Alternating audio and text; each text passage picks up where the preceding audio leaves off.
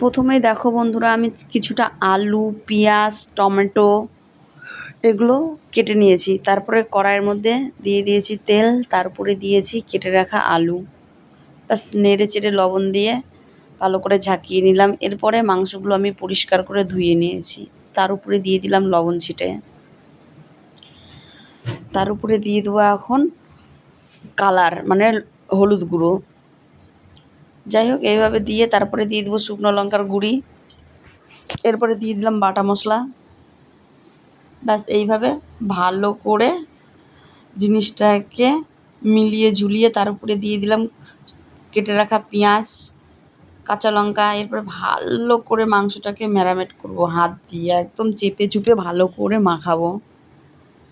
মাখিয়ে মুখিয়ে ব্যাস কিছুক্ষণের জন্য রেখে দেবো। তারপরে দিয়ে দিলাম কড়াইয়ের মধ্যে কেটে রাখা পেঁয়াজ, আর দিয়ে দিলাম তেলের উপরে শুকনো লঙ্কা, তেজপাতা। এরপরে ম্যারিনেট করা মাংসটা ঢেলে দিলাম তেলের উপরে। ব্যাস এইভাবে ভালো করে নেড়ে চেড়ে খুব সুন্দর করে দেখো, এদিক থেকে ওদিক, ওদিক থেকে এদিক ধাক্কা ধুক্কা দিয়ে নেড়ে চেড়ে ভালো করে এটাকে কষিয়ে নেব।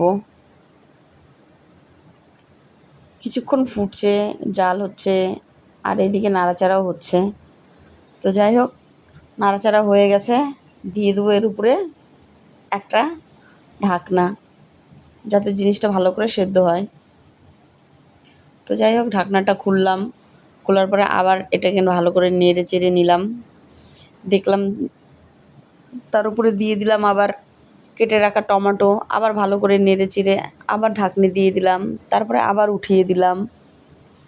এরপরে দেখো, প্রায় ভালো ভালো সেদ্ধ হয়ে গেছে।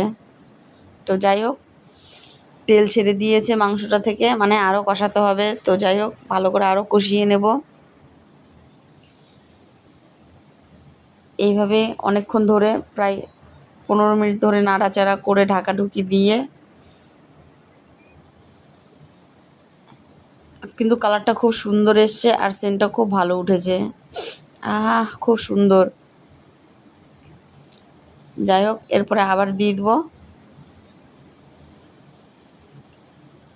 ফুটতে দিয়ে দেবো কিছুক্ষণের জন্য।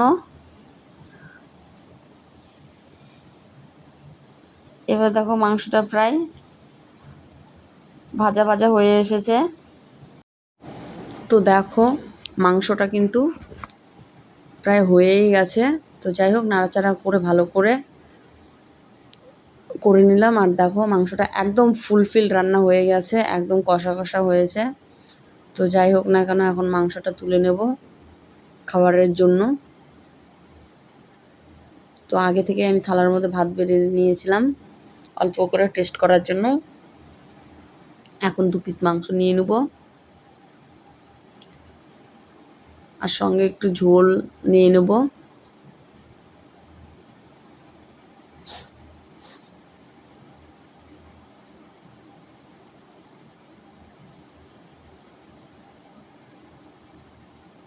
উপরে হালকা করে একটু